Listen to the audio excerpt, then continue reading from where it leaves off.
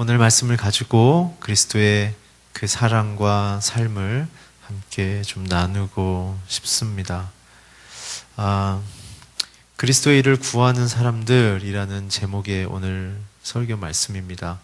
오늘 이 말씀을 통해서 저와 여러분들이 좀 생각했으면 좋을 것이 내가 예수를 믿는다는 그 실체의 삶이 뭘까?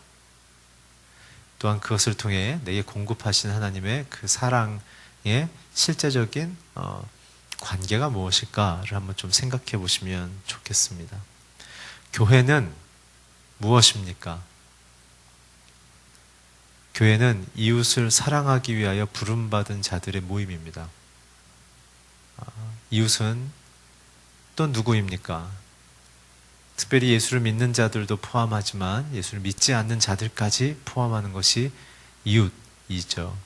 그래서 저와 여러분의 오해가 있습니다. 그 오해는 무엇이냐 하면 바로 교회 안에서 누리는 사랑은 하나님이 나를 사랑하고 내가 하나님을 사랑하는 것이라고 착각하는 것이죠.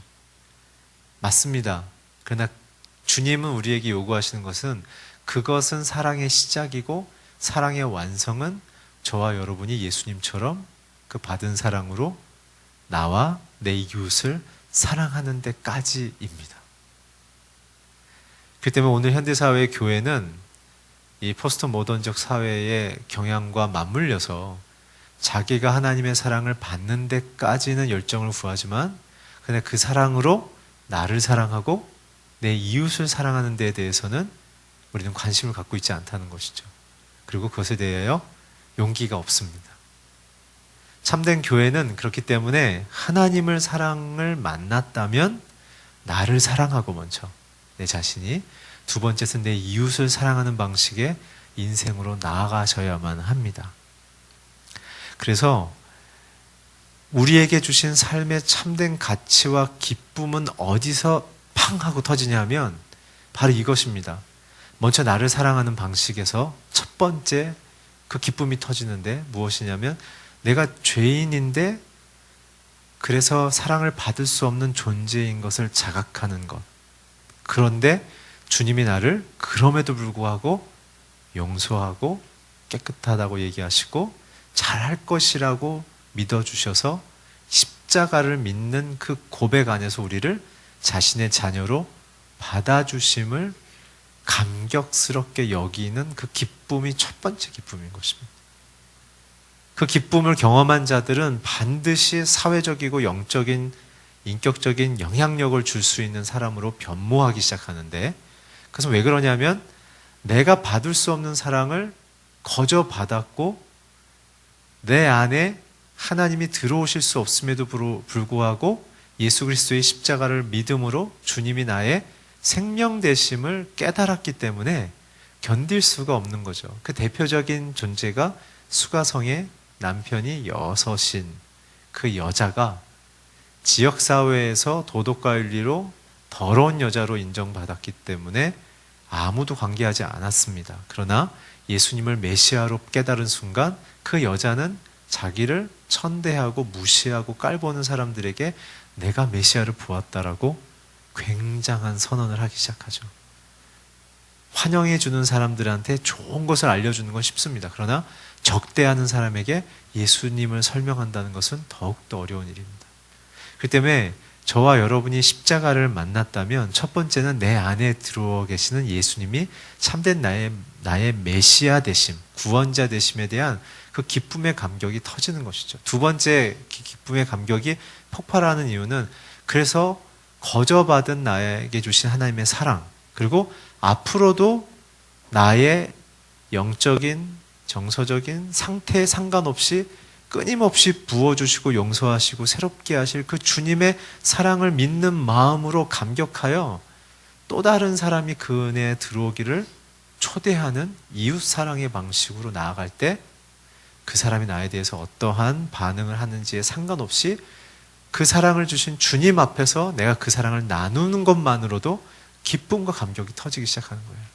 왜냐하면 예수님의 사랑을 몰랐을 때는 내 만족과 기쁨의 기준이 전부 다 나였는데 이제는 주님이 기뻐하는 것이 내 인생의 가장 큰 기쁨이라는 사실을 고백하기 시작하기 때문에 지금 나를 안 받아줘도, 지금 나를 인정하지 않아도 그 사람을 사랑하기로 하고 섬기기로 한다면 사람들은 두려움 없이, 주저함 없이 정성과 예의를 갖춰 그 사람을 사랑하며 돕기 시작한다는 것이죠. 오늘 본문이 그러한 이야기를 하고 있습니다.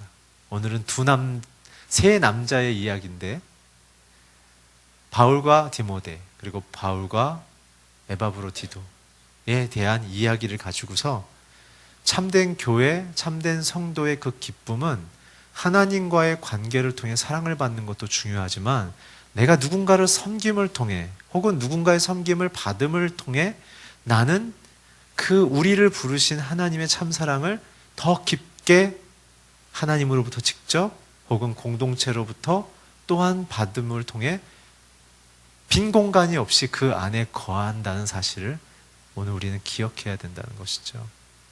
오늘 여러분들의 인생 속에 바울과 디모데처럼, 바울과 에바브로디도처럼 여러분들에게 같은 예수님을 쫓고 믿으면서 서로에게 그 십자가의 사랑으로 사랑하며 보듬으며 용서하며 지켜주며 서로를 이끌어줄 수 있는 그런 동역자의 관계가 열리길 주의 이름으로 축원합니다. 굉장히 중요한 일입니다. 내 신앙의 열매는 그 관계가 있냐 없냐를 통해 점검될 수 있기 때문에 그렇습니다. 우리 19절부터 24절 한번 같이 읽겠습니다. 시작. 내가 주 예수 안에서 디모데를 여러분에게 빨리 보내고자 하는 것은 나도 여러분의 형편을 알고 마음의 시원함을 얻으려는 것입니다. 디모데와 같은 마음을 품고 여러분의 형편을 진정으로 돌아볼 사람이 내게는 아무도 없습니다. 모든 사람이 자기 자신의 일에만 몰두하고 그리스도의 일에는 관심이 없습니다. 여러분은 디모데의 염단을 알고 있습니다. 자녀가 아버지에게 하듯이 그의 복음을 위해 나를 섬겼습니다. 그러므로 나는 내 형편이 허락하는 대로 즉시 그를 보내고 싶습니다. 그리고 나의 자신도 곧 가게 되라고 주 안에서 확신합니다. 오늘 설교 제목이 자막에는 잘못 나갔지만 그리스도의 일을 구하는 사람들이에요. 그리스도의 일을 구하는 사람들. 오늘 디모데를 통해서 보여지는 것은 무엇일까? 그리고 바울과 디모데의 관계를 통해서 주어지는 건 무엇일까? 저희가 좀 봤으면 좋겠는데요. 먼저 오늘 메시지의 전체적인 핵심은 이것입니다. 바울은 자기의 형편을 제일 잘 돌봐줄 수 있는 지금 자기의 몸과 같은 두 사람을 자기에서 떼서 지금 보내는 거예요. 근데 보내는 대상이 누구냐면 복음에서 착실하게 살지 못하고 자기의 혈기와 주장으로 분열하기 직전인 이 빌립보 교회, 우리 순집사님과 유집사님이 굉장히 순두개와 유오드 뭐죠? 갑자기 생각이 안 나네. 유오디아 두 여자 집사님이 굉장히 싸웠기 때문에 교회가 흔들흔들했거든요. 그런데 지금 바울은 감옥에 있잖아요. 생명의 위협과 자기의 소식을 전달하고 전달받고 혹은 변호해줘야 될 자기의 안전과 관련되어 있는 사람을 둘 다 떼서 보내버리는 거예요. 그리스도의 일을 구하는 사람들의 본질은 무엇이냐면 하나님의 그 나라와 의가 어떤 한 공동체, 어떤 사람에게 이루어지기를 소망하는 그 열망이 가장 큰 우선순위에 있는 자들이 그리스도의 사람들이란 거예요. 사도 바울은 내가 살든지 죽든지 다 그리스도의 영광이 될 것이라고 선언했던 것처럼 성도들은 자기의 생명과 삶의 환경에 닥치는 희노애락 모든 것이 다 하나님의 허락이며 혹은 나의 실수로 유발된 것이지만 합력하여 선을 이루신 하나님이 나에게 새롭게 하실 것이라는 그 하나님의 결정권만 기대하는 그 믿음을 가진 자들입니다. 그러니까 사도 바울은 지금 머리를 쓰자면 자기를 위하여 충성하며 자기를 위하여 모든 걸 던지는 이 두 사람을 놓으면 안 되죠. 놓으면 바본 거예요. 근데 사도 바울은 읽어보셨죠? 빨리 최대한 보내겠다. 빨리. 근데 그 이유가 너네 둘이 싸워서 교회가 시끄러워지니까 그리스도의 몸인 교회를 다시 아름답게 재건하기 위해서 내 위협, 내 생명, 나의 안전보다도 나는 교회가 더 중요하다. 왜냐하면 그 교회의 머리 대신 주님의 영광이 너희들의 인생의 영광이기 때문에 지금 잘하자. 그래서 저는 이 말씀을 묵상하면서 사도 바울의 그 얘기가 생각났어요. 교회와 자기 자신의 인생에 대하여 내가 할 수 있는 몫을 할 수 없는 상태, 그죠?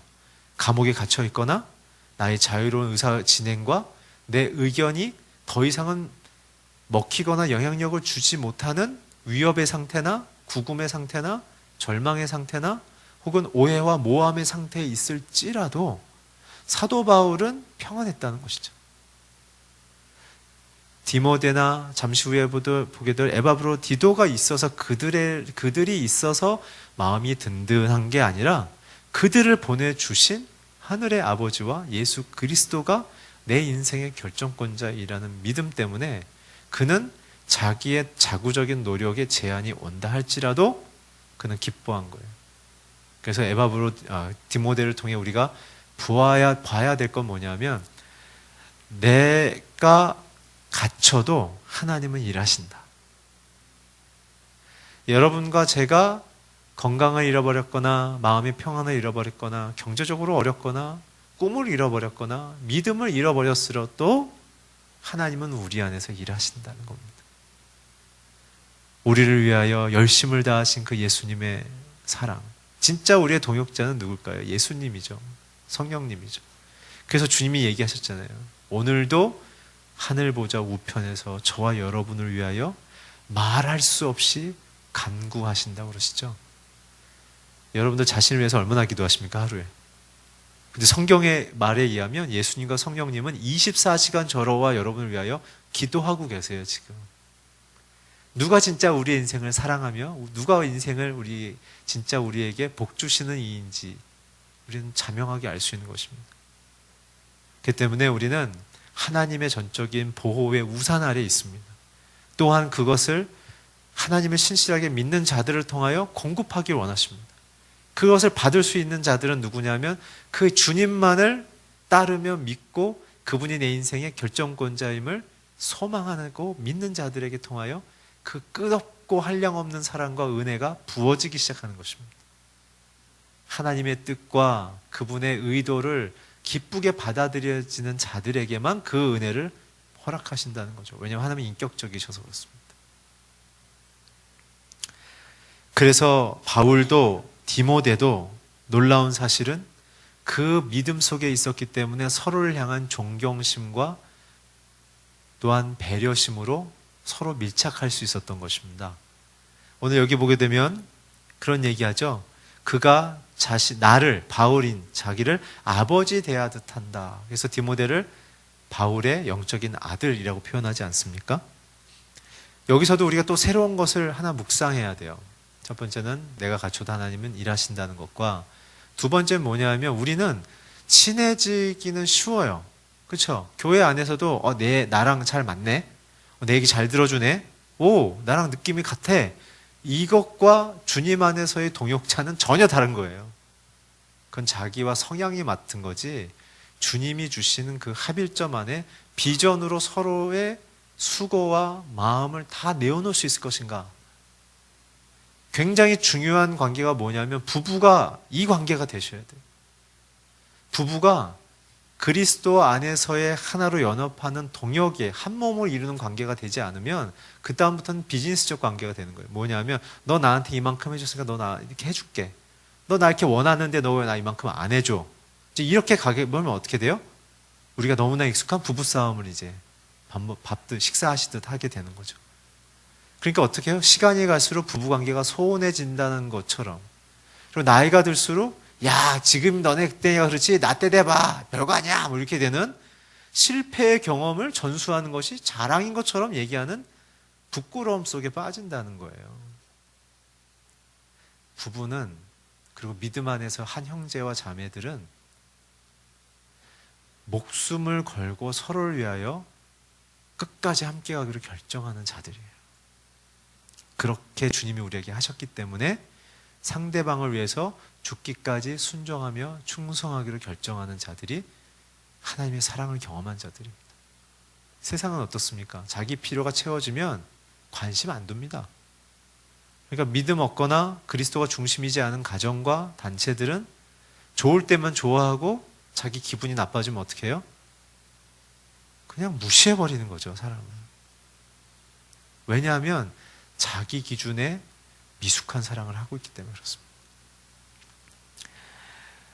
그래서 저와 여러분이 가져야 될 마음은 무엇이냐면 서로를 향한 전부를 다하는 사랑의 그 마음이 있어야 하는 것입니다.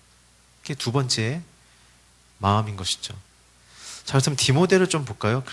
그런 마음을 갖고 있는 디모데의 사회적인 한 남자로서의 그의 성품이 어땠는지를 한번 우리가 보면서 그럼 우리는 하나님의 그리스도를 구하는 자로서 어떠한 삶의 모델을 쫓아 살아야 될 것인지를 한번 생각해 봅시다. 디모데라는 이름은 하나님을 공경하는 자입니다. 잘 아시는 것처럼 디모데는 어렸을 때 모태신앙이죠. 아버지 어머니가 유대인과 헬라계 사람이어서 국제결혼한 관계였기 때문에 예수를 믿는 양가의 부모였기 때문에 그는 유대인의 교육과 헬라인의 교육을 다 함께 받았기 때문에 바울과 같은 국제적인 감각이 있는 이 멀티컬처럴한 사람이었던 것입니다. 루스드라 지역에서의 사역자였고 2차 전도 여행 때 바울을 만났죠. 그래서 그가 바울을 통해 굉장히 많은 복음의 성숙과 인격과 사회적인 성숙함이 일어나기 시작했습니다. 그래서 디모데에 대한 구절을 자세히 찾아보면 특별히 남자들이 굉장히 좀 닮았으면 좋겠습니다. 저도 그렇고 구절은 읽지 않겠지만 알려드리겠습니다. 디모데 후서 1장 3절에서 5절에 보면 디모데를 이렇게 표현합니다. 첫 번째로는 거짓 없는 순수한 믿음을 가진 자라는 거죠. 남자들은 자신의 권위자가 누군지를 정확히 알아야 됩니다. 왜냐하면 그 권위자 되신 하나님을 기억하고 그 권위자의 뜻 앞에 서지 않으면 자기의 혈기와 감정과 자기의 욕망으로 남자들은 치닫기 때문에 그렇습니다. 그렇게 되면 그 남자들의 끝은 멋있는 상남자처럼 보일지는 모르겠지만 결과적으로는 망합니다. 그래서 솔로몬도 젊은 날에 너의 창조주 여호와를 기억하라고, 에너지가 제일 많을 때, 실수하기 제일 쉬울 때 창조주 하나님을 기억하라는 거죠. 디모데는 그래서 자기의 인생의 창조주고 구원자인 예수님, 하나님 성령님을 그가 받아들였기 때문에 그분이 주신 삶의 기준과 가치와 이 명령인 성경의 말씀을 그대로 따라 살았어요. 자기 자신에 대해서도 그렇게 정직했고 교회 안에서뿐만 아니라 가정 그리고 지역 사회에서조차 그 믿음대로 타협하지 않고 믿음을 따라 살았다고 했기 때문에 거짓 없는 믿음이라는 것입니다. 근데 우리는 믿음을 다 갖고 있지만 거짓 없는 믿음인지 아니면 타협하는 믿음인지를 스스로 점검하셔야 합니다. 회사에서 사는 내 인격과 집에서 사는 내 인격과 교회에서 나온 내 인격이 다르면 언젠간 폭로됩니다. 언젠가요? 아내가 말할 때, 식구들이 말할 때. 여자들은 비밀이 없다는 사실 알고 계시지 않습니까? 그래서 저와 여러분들이 해야 될 것은 무엇이냐면 그 간격을 그리스도를 모델로 점점 좁혀나가는 작업을 해야 되는 것입니다. 두 번째 디모데에 대한 내용은 뭐냐면 눈물의 사람이라고 표현되어 있습니다. 굉장히 잘 울었던 것 같아요. 그거는 감정이나 마음이 약해서가 아니라 디모데는 잃어버린 영혼에 대한 눈물이 있었다는 것입니다. 나를 살려준 그리스도에 대한 감사와 기쁨이 충만한 사람은 예수를 모르는 사람들에 대한 눈물이 자연스럽게 흐르게 되어 있습니다. 아직 예수님을 정확히 못 만났기 때문에 자기의 구원의 가치와 그 의미와 내게 부탁하신 명령의 그 간곡함과 긴급성을 모르기 때문에 예수님을 잘 모르는 자들이나 알아가고 있는 사람들은 잃어버린 영혼에 대한 눈물을 갖기가 쉽지 않습니다. 그러니까 어떻게 가냐면 자기가 뭘 할 수 있는지에 대한 증명으로 자꾸 갑니다. 교회에서. 나 이만큼 봉사했습니다. 나 이만큼 헌금했습니다. 나 이만큼 충성했습니다라는 세상의 방식대로의 자기를 증명하는 노동과 행위의 중심으로 자꾸 자기를 증명하기 시작하는 거죠. 그러면 안 됩니다.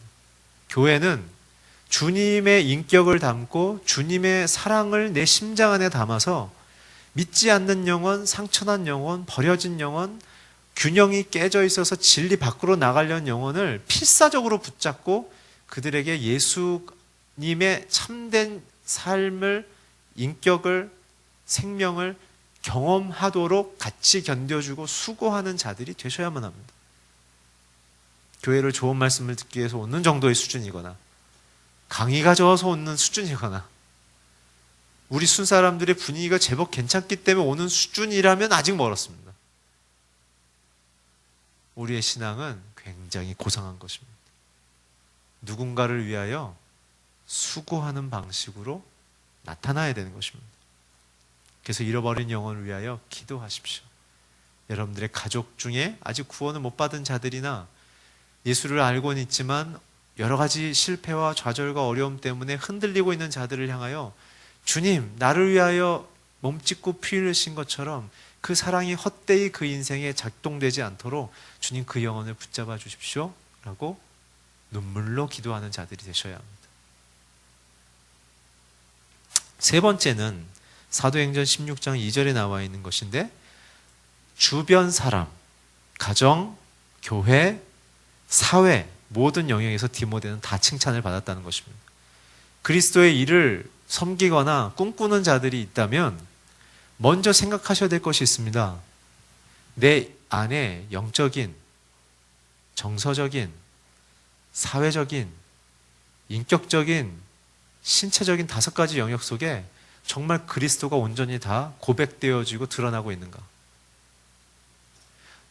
영적인 건 예배드린 것으로 되는 것이 아니고요. 정말 내 마음의 우선순위, 내 최고의 가치가 예수 그리스도인지를 고백하라는 얘기입니다. 두 번째 정서적인 건 뭡니까? 그 예수님의 성품과 사랑으로 내 모든 마음과 생각의 해석의 방식이 예수님처럼 사람들에게 따뜻함으로, 온유함으로, 인자함으로, 오래 참음으로, 자비함으로, 긍휼함으로 사람들을 덮고 녹일 수 있는 그리스도의 삶의 정서의 방식으로 관계하라는 것입니다.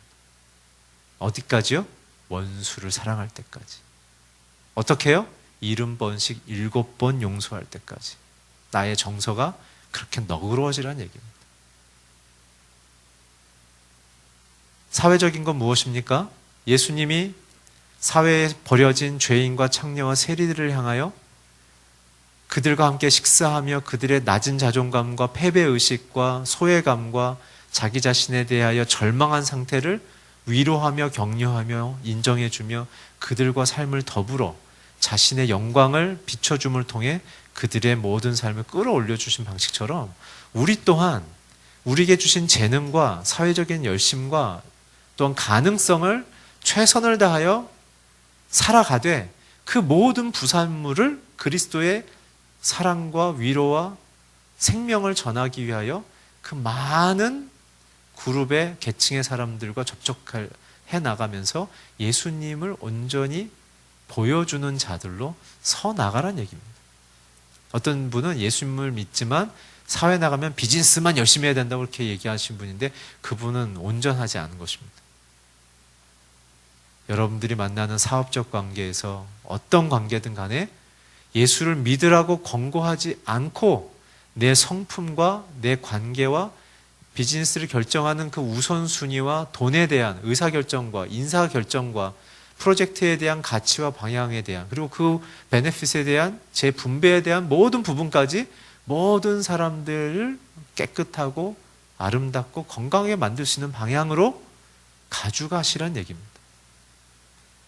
신우회를 만드는 것이 사회에서 빛과 소금이 되는 것으로만 비춰지는 것이 아니라 여러분들이 믿지 않는 자들의 일상적인 이 동역의 관계, 협력의 관계에서 어떻게 그 사람들에게 그리스도의 사회적 기준과 가치의 설정을 통해 내가 내 이익을 깎고 어떻게 사람들을 살려낼 수 있는지에 대한 그 희생과 고상함을 보이시라는 얘기입니다. 육체적인 것도 마찬가지입니다. 단정하게 사십시오. 깨끗하게 머리 빗고 얼굴 깨끗하게 하고 몸도 깨끗하게 다루시고 단정하게 사람들 앞에서 말과 행동 흐트러지지 않고, 그러나 멋있게 사람들이 호감을 가질 수 있는 그런 멋있는 사람으로. 남자들 제발 무릎 나온 바지 입지 마시고, 다려지지 않은 셔츠 입고 돌아다니지 마시고,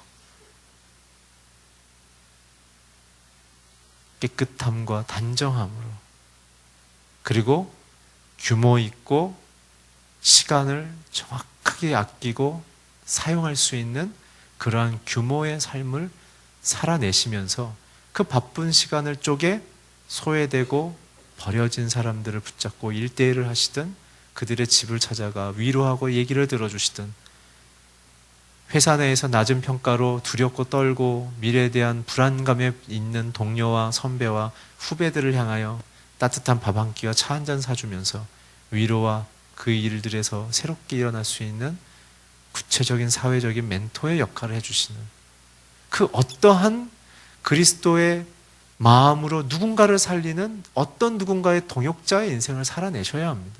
왜 그렇게 얘기하는가? 그게 교회고 그게 예수님이 우리에게 요구하신 삶입니다.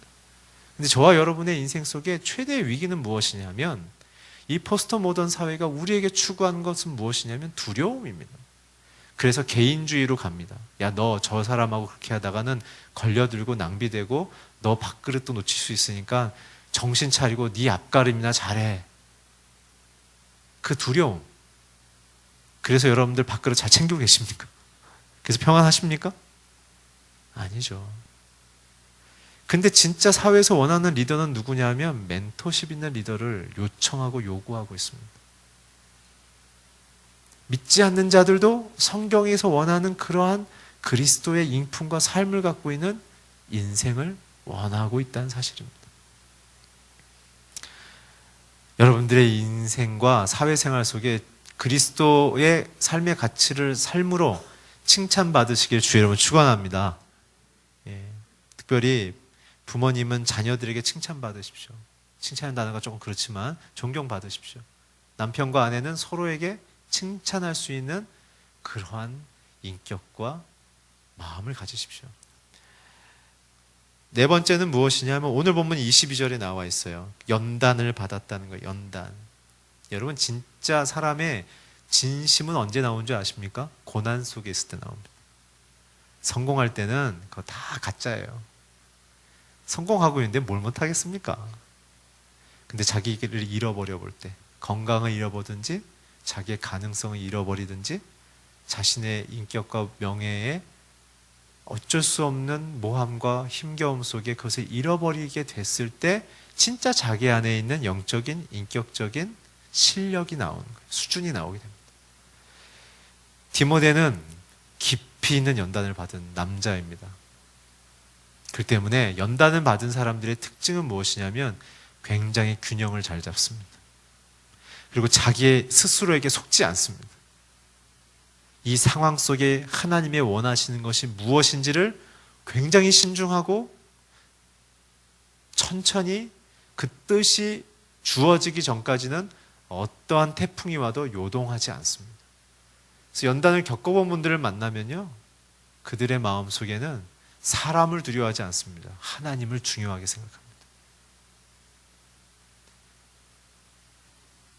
여러분들의 인생이 더욱 성숙해지셔서 연단에서 받는 그 유익, 연단은 인내는 소망을 낳는 그 소망의 리더십으로 여러분들이 변화되어져서 누군가에게 소망을 심고 나눠줄 수 있는 그런 리더들이 되시길 바랍니다.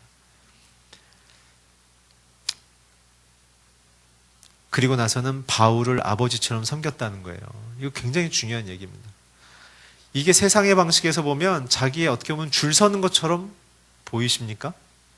바울이 유럽 전체를 휘짓고 다니는 최고의 영적인 대가이기 때문에 그의 후계자로서 자기가 그 다음 세컨 리더십으로 서기 위해서 아버지처럼 구하면 그건 세상에서 그렇게 합니다. 그렇죠? 근데 이거는 그런 게 아니에요. 뭐냐 하면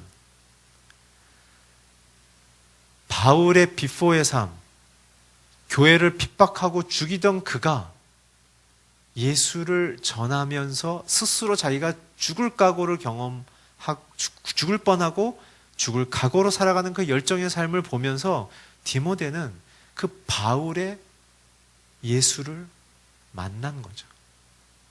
그리고 그 바울의 예수 그리스도가 나의 예수 그리스도가 된 것을 보며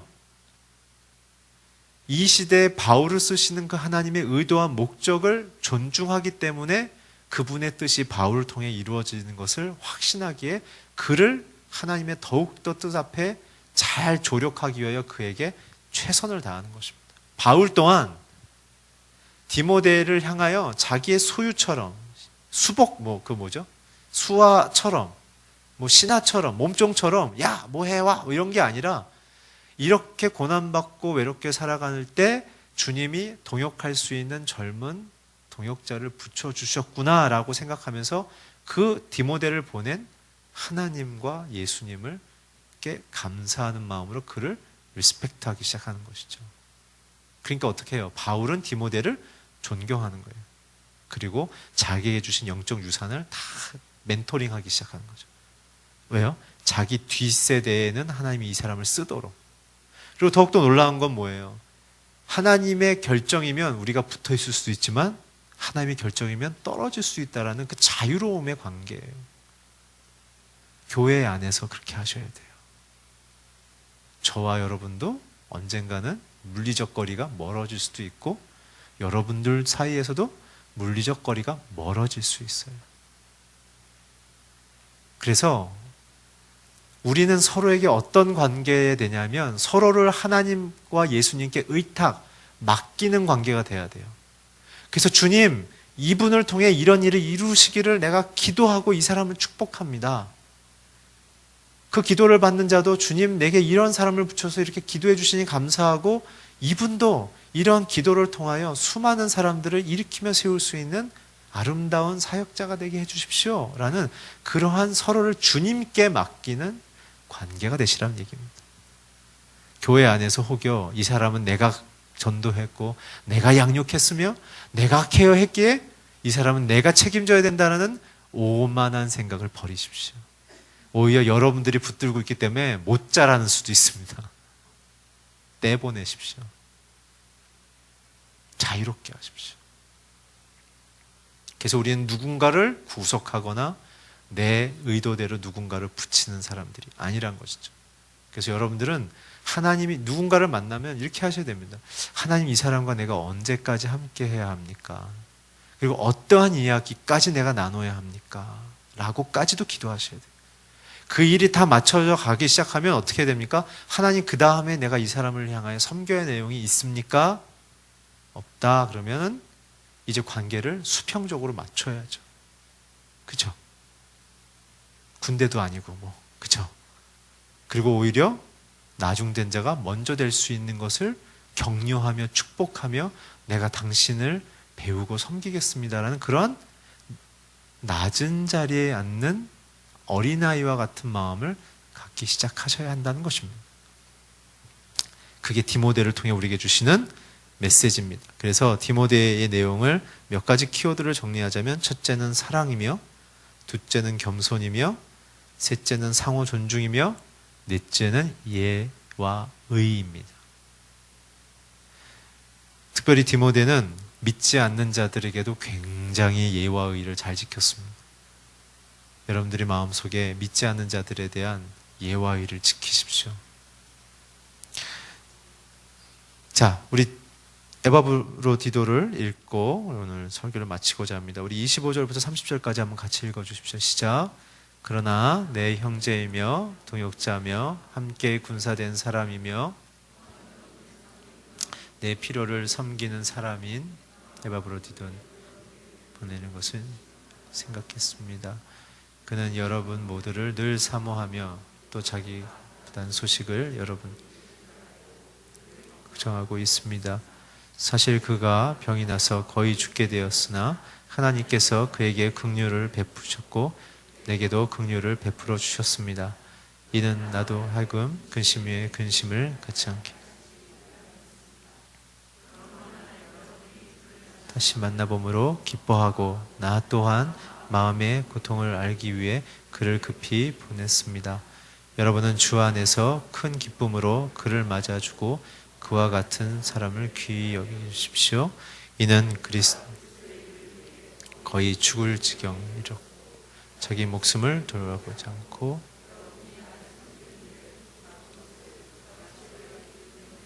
아멘. 디모데와는 다르게 에바브로디도는 그 당시에 사도 바울처럼 사도직을 감당하고 있어 교회의 목회 담임 목사였고, 그리고 에바브로디도는 굉장한 사도 바울의 동역자입니다.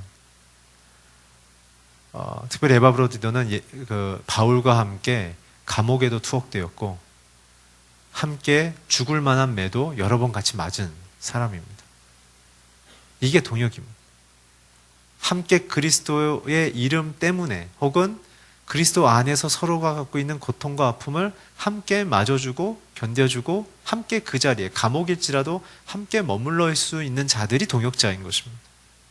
그 때문에 오늘날 교회들은 새로워져야 합니다. 여러분들의 순원과의 관계가 동역자가 되길 축원합니다. 그래서 사도행전에 물건을 통용했다는 이유는 제가 여러 번 말씀드렸지만 그것은 내가 남는 것을 아나바다 남은 것을 아끼고 뭐 이렇게 해서 나누는 게 아닙니다. 제가 늘 말씀드렸죠. 그 당시 예수를 믿는 것이 발각되면은 집과 재산과 직장을 박탈당한다고 말씀드렸어요. 그럼 그 사람들이 옷도 집기도 아무것도 갖고 나올 수 없이 그냥 쫓겨나는 겁니다. 길바닥에. 그럼 어떻게 해요?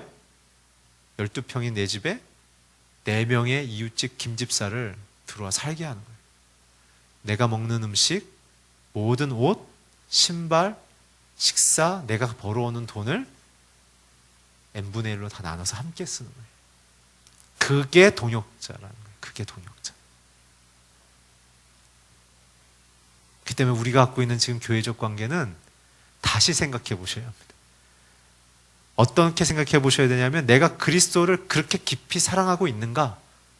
주님이 나에게 전부를 주셨다고 난 생각하고 있는가? 두 번째, 그 전부를 받은 나로서 내가 할 수 있는 최선을 다하여 나는 내 이웃에 있는 소외된 자들이나 마음과 정서와 몸이 고통받고 있는 교우들을 향하여 내가 내 것을 나누고 있는가?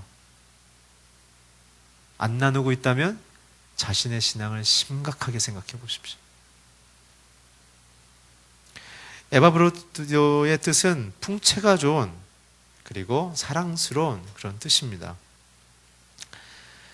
그래서 에바브로디도에 대해서는 한 가지만 나누면 좋겠습니다. 나머지는 많이 중복되기 때문에. 그건 뭐냐면 에바브로디도와 바울의 공통점이자 교회에 대한 메시지 중에 굉장히 중요한 것은 뭐냐면 그는 복음으로 인하여 건강을 잃었다라는 것입니다. 죽을 고비를 찍고 돌아와 보니 그는 몸이 다 망가져 버렸다. 근데 놀라운 사실은 에바브로디도는 그것을 기뻐한다라는 것이에요. 그럼에도 불구하고 바울 옆에 붙어서 사랑하고 섬기고 돕는 거예요. 어떤 것도 주장하지 않고. 저와 여러분은 동역자가 되거나 누군가를 사랑하고 섬기려면 많은 생각이 떠오르죠. 아직 내가 바빠서, 나 아직 경제적으로 불완전해서, 나 아직 이런저런 이유 때문에, 혹은 나 오늘 피곤해서 라고 얘기하지만 에바브로디도는 어떠한 보상과 대가를 기대하지 않고 오직 하나, 예수께서 나를 위하여 몸짓고 피 흘리신 그 고통과 죄사함의 십자가를 내게 허락해 주신 것을 감사함으로 나 또한 육체에 그러한 질병이 생길 정도가 오더라도 기뻐하고 감사함으로 내 삶을 주님께, 이웃에게 나누었다는 사실입니다.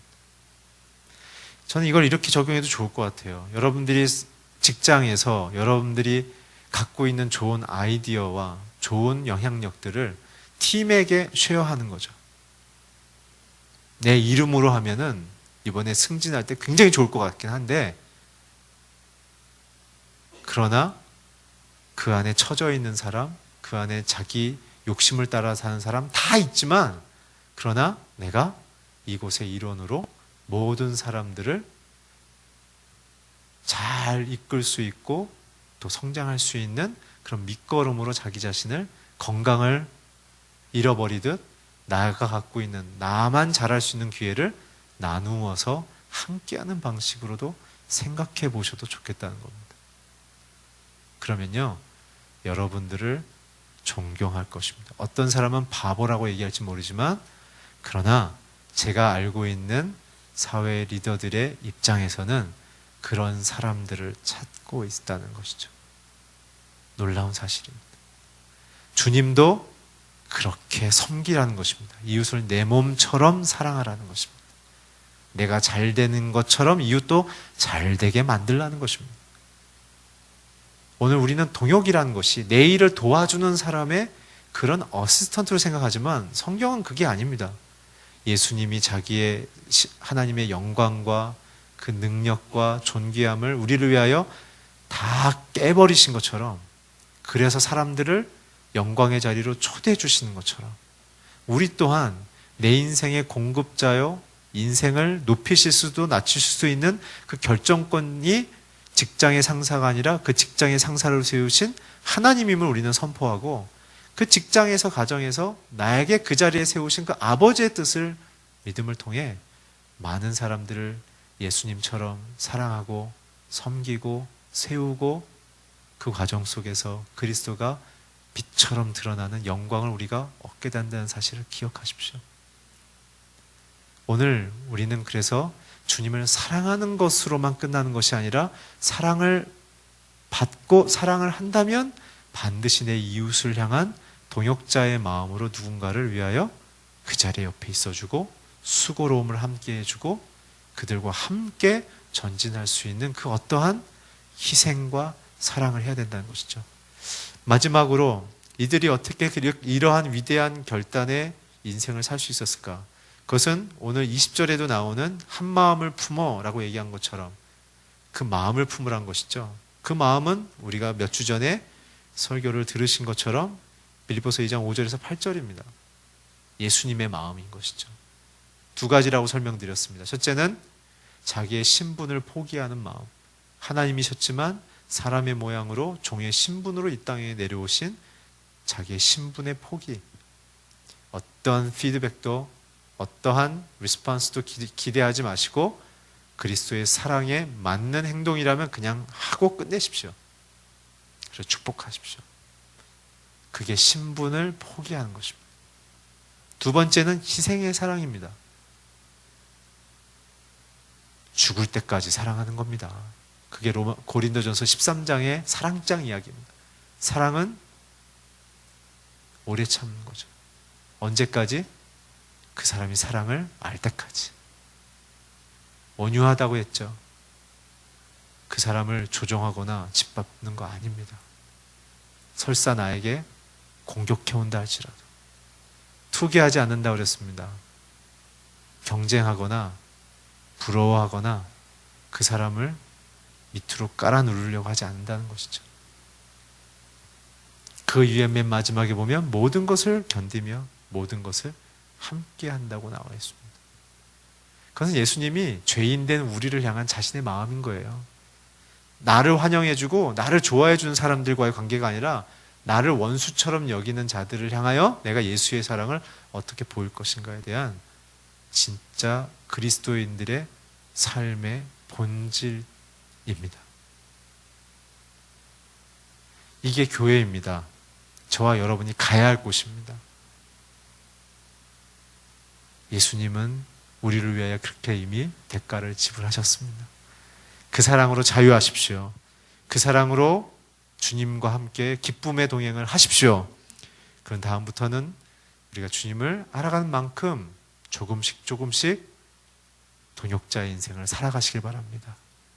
오늘 저와 여러분 인생의 디모데처럼 에바브로디도처럼 그렇게 아름다운 인생으로 살아가기를 주의 이름으로 축원합니다. 기도하겠습니다. 주님, 오늘 믿음을 따라 산 아름다운 공동체의 이 세 분의 관계를 우리가 함께 나눴습니다. 우리의 인생 속에 디모데처럼 에바브로디도처럼 주님을 드러내는 인생을 살게 하여 주시옵소서. 예수님의 이름으로 기도했습니다. 아멘.